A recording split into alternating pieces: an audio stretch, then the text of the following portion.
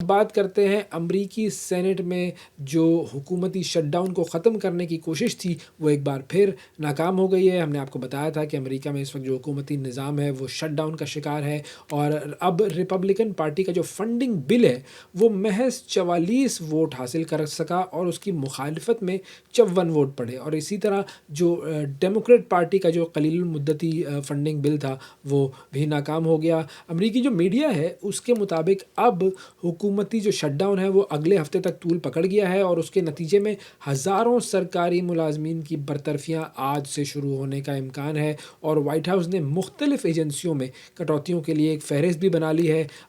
Trump انتظامیہ جو ہے اس نے ڈیموکریٹک جو ریاستیں ہیں اور جو شہر ہیں ان کے فنڈز روکنے کی مہم تیز کر دی ہے، اور تازہ اقدام کے طور پر شکاگو کی جو ٹرانزٹ اسکیم ہے اس کے لیے مختص تھے 2.1 ارب ڈالر وہ منجمد کر دیے گئے ہیں، اور اس سے پہلے کی بات کی جائے تو مجموعی طور پر 28 ارب ڈالر کے منصوبے جو ہیں وہ روکے جا چکے ہیں، اور بجٹ ڈائریکٹر جو ہیں ریس ووٹ، انہوں نے یہ دعویٰ کیا ہے کہ یہ اقدام اس لیے کیا گیا ہے تاکہ فنڈز جو ہیں وہ نسلی بنیادوں پر ٹھیکے دینے کے لیے استعمال نہ ہو، تو یہ ان کے پاس ایک ریزن ہے جو کہ وہ دے رہے ہیں۔ اب امریکہ کی تاریخ کی اگر بات کی جائے تو اس میں یہ 15واں شٹ ڈاؤن ہے، اور اس کے دوران تقریباً 2 ملین وفاقی ملازمین ایسے ہیں کہ جن کی تنخواہیں روک دی گئی ہیں، اگرچہ جو فوجی اہلکار ہیں اور جو ایئرپورٹ سیکیورٹی اور بعض دیگر شعبے جو ہیں وہ کام جاری رکھیں گے، لیکن لاکھوں سرکاری ملازمین جو ہیں وہ آج سے فارغ کر دیے جائیں گے۔ اچھا، اس کے علاوہ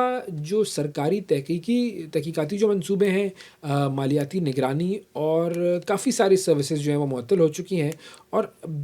اگر ہم کچھ مزید نمبرز کی بات کریں تو امریکی حکومت کا تقریباً 1.7 کھرب ڈالر کا جو بجٹ ہے وہ منجمد ہے، اور یہ کل وفاقی اخراجات کا 1/4 ہے، اور اس کے علاوہ طویل شٹ ڈاؤن کی صورت میں جو فضائی سفر متاثر ہونے کا خدشہ ہے، فوڈ ایڈ معطل ہونے کا خدشہ ہے، اور عدالتوں کی بندش کے بھی خدشات جو ہے وہ بڑھ گئے ہیں، اور اگر یہ بحران جلد حل نہ ہوا تو پھر اکتوبر کے وسط میں وفاقی ملازمین جو ہیں وہ بھی اپنی پہلی تنخواہ سے محروم ہو جائیں گے۔ تو یہ اس وقت جو سچویشن ہے یہ ہے امریکہ کی۔ امریکہ سے آپ کو ہم لے کر چلتے ہیں انگلینڈ کی طرف، جہاں پر چرچ آف انگلینڈ نے سارہ ملالی کو نیا آرچ بشپ آف کینٹربری نامزد کر دیا ہے، اور وہ اس عہدے پر فائز ہونے والی پہلی خاتون ہوں گی، اور دنیا بھر کے 8.50 کروڑ جو اینجلیکن مسیحی ہیں ان کی روحانی سربراہ بنے گی، اور سارہ مالی جو ہیں وہ سابق آرچ بشپ جسٹن ویلبائے ان کی جگہ لیں گی، اور جسٹن نے بچوں کے ساتھ زیادتی کے اسکینڈل کی پردہ پوشی کے الزام کے بعد پھر انہوں نے گزشتہ برس استعفیٰ دیا تھا۔ 63 سال کی خاتون ہے سارہ ملالی، اور ان کی تقرری کی جو باضابطہ جو تقریب ہے وہ ہوگی جنوری 2026 میں کینٹربری کیتھیڈرل میں، اور اس سے قبل وہ لندن کی بشپ کے طور پر بھی خدمات انجام دے رہی تھیں۔ اچھا، اب انگلینڈ کی 500 سالہ تاریخ کو اگر دیکھا جائے تو اس میں پہلی بار یہ خاتون آرچ بشپ بنی ہیں سارہ ملالی، اور ان کی جو پہلی تقریر تھی اس میں انہوں نے برطانیہ میں بڑھتی ہوئی یہود دشمنی کی بات کی ہے، اور انہوں نے کہا ہے کہ جی اینٹی سیمیٹزم جو ہے وہ کافی بڑھ گیا ہے، پھر نسل پرستی کی بھی انہوں نے بات کی، ہجرت کے مسائل جو امیگرینٹس کے مسائل ہیں اس کے اوپر بھی انہوں نے بات کی، اور انہوں نے یہ کہا کہ چرچ کی ذمہ داری ہے کہ وہ ہر قسم کی نفرت کے خلاف کھڑا ہو۔ سارہ ملالی کی جو تقرری ہے اس پر چرچ کے اندرونی اختلافات ایک بار پھر سامنے آ گئے ہیں، اور چرچ آف انگلینڈ نے 2014 میں پہلی بار خواتین کو بشپ بنانے کی اجازت دی تھی، لیکن جو اینگلیکن کمیونین ہے اس کے کئی قدامت پسند ممالک یعنی کہ نائجیریا ہو گیا، یوگینڈا، روانڈا، ان کے چرچ آج بھی خواتین بشپ یا پادریوں کو بائبل کی تعلیمات کے خلاف سمجھتے ہیں، اور جو گلوبل اینگلیکن فیوچر کانفرنس کے رہنما ہیں ریورنڈ لارنٹ مبانڈا، انہوں نے یہ کہا ہے کہ بشپ ملالی کی جو تقرری ہے وہ چرچ میں مزید تقسیم کا باعث بنے گی، کیونکہ زیادہ تر اینگلیکن جو ہے وہ اب بھی مانتے ہیں کہ بائبل مردوں کو ہی بشپ بننے کی اجازت دیتی ہے، تو چرچ کا جو ایونجلیکل جو دھڑا ہے اس نے بھی اس فیصلے پر تنقید کرتے ہوئے کہا ہے کہ چرچ جو ہے وہ اپنے تعلیمات سے اور اپنے صحیفوں سے دور ہو رہا ہے، اور اس کے برعکس اگر ویٹیکن کی بات کی جائے یا برطانوی بادشاہ چارلز سوم کی بات کی جائے تو انہوں نے سارہ ملالی کو مبارکباد دی ہے۔ تو یہ ہے جی صورتحال اس وقت چرچ کی۔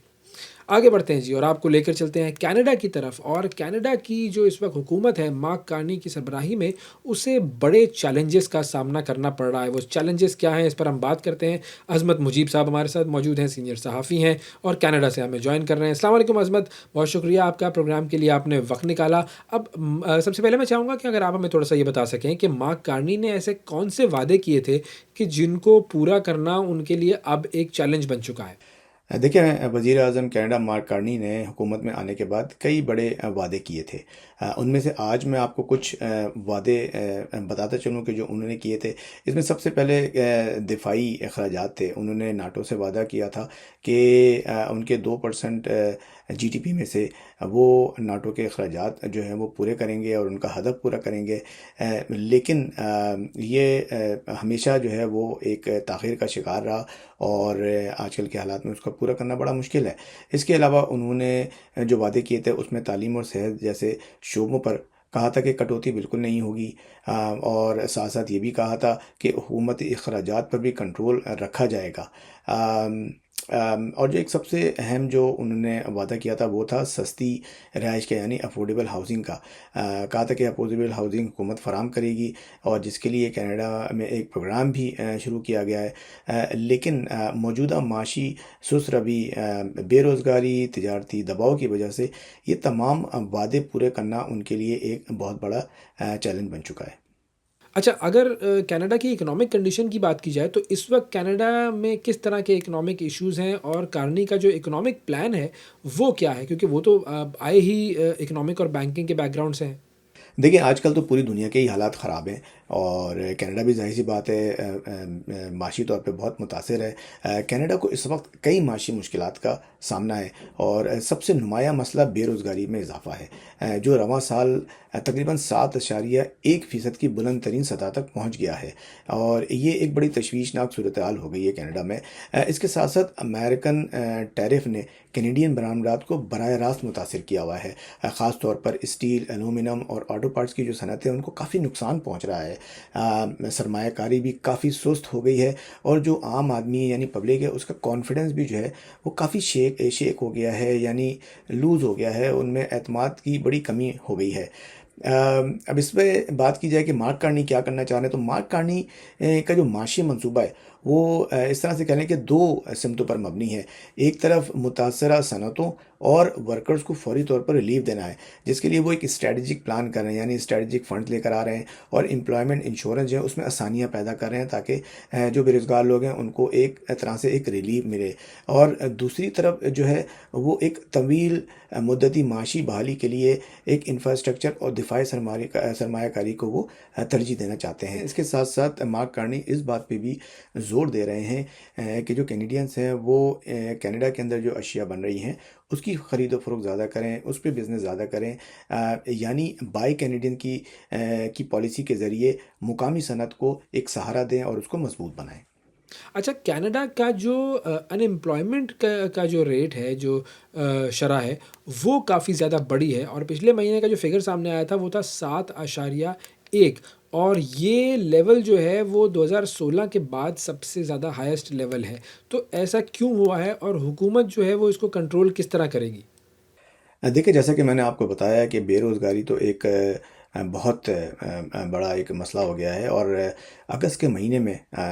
सिर्फ अगस्त के महीने में तकरीबन 60,000 से ज़ायद नौकरियां ख़त्म हुई हैं और ख़ास तौर पे जो एरियाज़ हैं जो अफेक्ट हुए हैं वो है professional services, transportation, warehousing और मैन्युफैक्चरिंग के शोबे मुतासर हुए हैं। इसके साथ साथ अमरीकी टैरिफ ने भी सनतों के लिए अखराजात बढ़ा दिए हैं और बरामदात को मज़ीद कम कर दिया है। साथ साथ लेबर फोर्स जो है वो भी अब इतने ज़्यादा इंटरेस्टेड नहीं है कि वो एम्प्लॉयमेंट की तरफ जाएं और इसमें हिस्सा लें, जिसकी तकरीबन परसेंटेज काफ़ी लो हो गई है। अब इसको निपटने के लिए हुकूमत जो है वो कई इक़दाम कर रही है, यानी जो मुतासरा अफराद हैं अनएम्प्लॉयड उनको दोबारा ट्रेनिंग फ़राहम करने के प्रोग्राम ला रही है। साथ साथ एम्प्लॉयमेंट इंश्योरेंस के तहत फौरी सहूलियात भी दी जा रही हैं। इसके साथ साथ बैंक ऑफ कनाडा ने शरह सूद कम करके सरमायाकारी को मुतहर्रिक करने के लिए कोशिशें की हैं। ताहम मुतासरीन ये कह रहे हैं कि रोज़गार के नए मौके पैदा होने में इस वक्त काफ़ी वक्त लगेगा।